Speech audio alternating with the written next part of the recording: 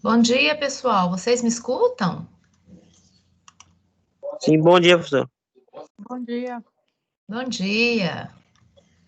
Vamos dar início, então, à nossa aula de Direito Constitucional, né?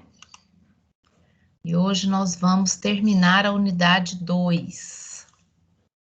Mas antes a gente vai relembrar alguns tópicos, porque a gente fica uns dias aí sem aula, dá uma esfriada no conteúdo, né?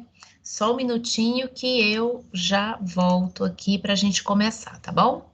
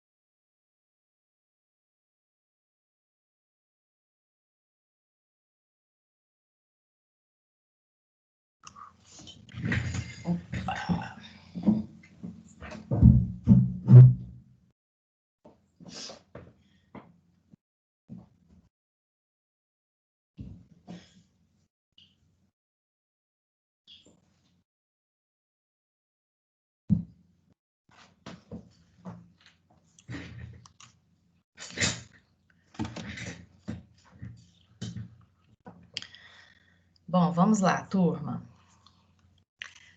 Nas aulas anteriores, nós estudamos sobre federação, sobre forma de Estado, forma de governo, Estado democrático de direito, estudamos sobre as nossas constituições, né?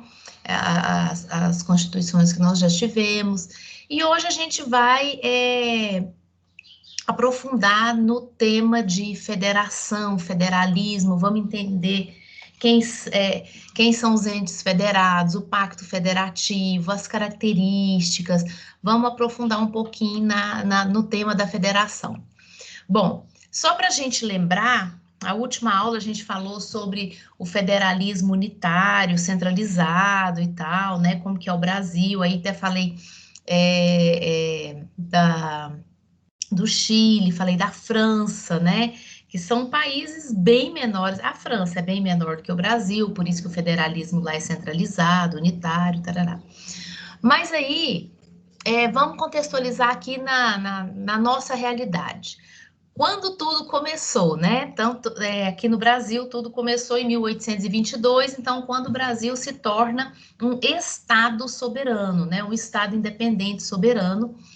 E a primeira Constituição, que é de 1824, então adota o federalismo, mais um Estado unitário, que é o federalismo, e já descentralizado. Então, na primeira Constituição, já coloca o Brasil como um Estado unitário, um só, né? Todos os estados juntos, mas descentralizado, ou seja, cada um tem a sua autonomia e um governo central.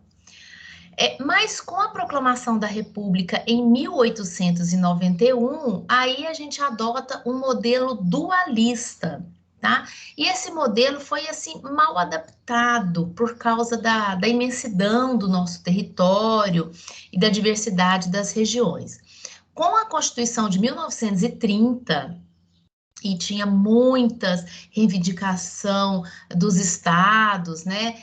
Muitos estados querendo se dividir. Foi uma época que foi muito forte o movimento separatista de Rio, São Paulo, o Sul. Então tinha um movimento muito forte. Então, aí que se institui o federalismo cooperativo, tá? E passando a União tratar do interesse geral e deixando os estados um pouco de lado. Essa característica foi acentuado no Estado Novo, que foi lá na década de 30, né, e na Constituição de 37. Depois, quando veio a Constituição de 1946, essa tendência à centralização se manteve, porque a gente estava com uma questão econômica, política da época, né?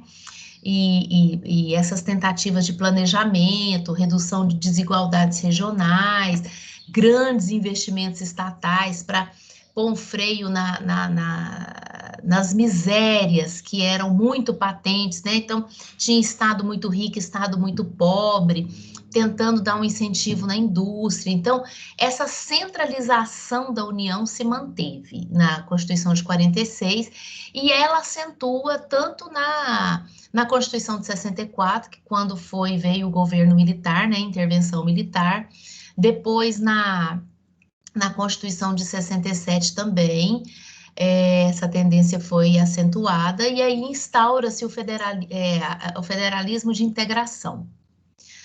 Somente em 1988, com a nova Constituição, com a Constituição que a gente trabalha hoje, né, e que vem um reequilíbrio federativo e a Constituição conferiu uma maior autonomia aos Estados-membros, restabelece o federalismo cooperativo e abandona o federalismo de integração.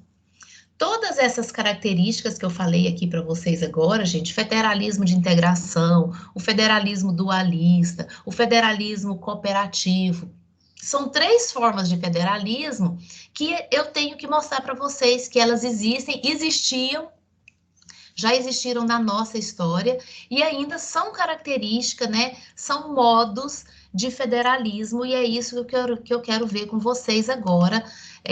Depois que eu já dei essa pincelada na história, eu quero que vocês entendam exatamente o que é cada um desse federalismo. Então, começando pelo federalismo de integração. O federalismo de integração é quando a União possui superioridade hierárquica em relação aos Estados-membros. Então, federalismo de integração é isso. E quando foi que eu falei para vocês que teve o federalismo de integração?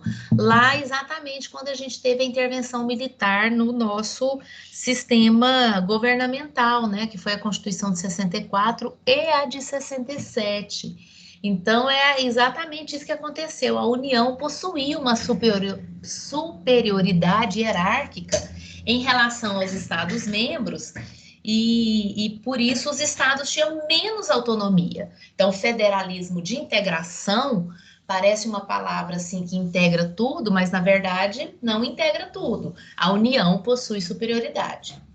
O federalismo dual é a repartição de competências entre os entes federados é rígida. O que quer dizer isso, gente? Quer dizer que aquilo que a União tem que fazer, só a União pode fazer, o Estado não pode fazer de jeito nenhum, não compete ao Estado e vice-versa. Aquilo que é de competência do Estado, a União não vai fazer jamais. E esse federalismo dual também teve presente aqui no nosso modelo, que foi no início da nossa República, né? Lá em 1891, foi quando aparece o federalismo dual. E o federalismo cooperativo caracteriza-se por uma repartição de competência entre os entes federados que não é rígida, havendo maior proximidade e colaboração entre os entes federados. Essa é exatamente o que a gente tem hoje, né? O federalismo cooperativo. Então, exatamente hoje a gente tem essa repartição de competência entre os estados, que não é rígida, tem uma competência, foi determinado pela Constituição, mas pode ser trabalhada essa competência, pode ser delegado de um ente para o outro. A Constituição permite isso, tá? para uma maior colaboração entre os entes federados. Então, esses são os 3 tipos de federalismo, e o modelo nosso atual é o federalismo cooperativo, né? E o exemplo desse federalismo cooperativo está, inclusive, no artigo 24, eu quero colocar aqui para vocês. Ai, eu tô com um pouco de falta de ar hoje, viu, pessoal? Vai tendo paciência aí com a professora. Tô falando aqui, é hora que falta o ar. Eu quero colocar aqui na Constituição, tô chamando aqui para a gente olhar, para vocês poderem entender o que é essa repartição de competência, tá?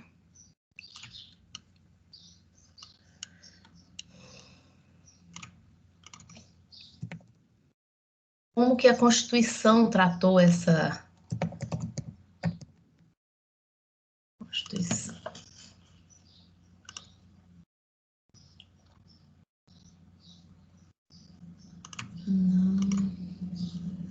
Que eu vou colocar na tela para vocês, tá?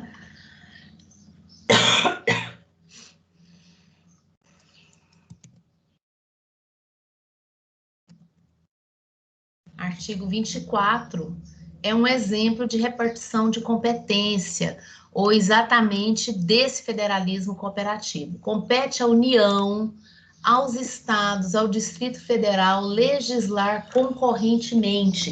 Então, aqui, inclusive, é uma competência de legislativa, né? De legislar, de editar leis. Isso é um exemplo do federalismo cooperativo que a Constituição de 88 trouxe para nós, tá?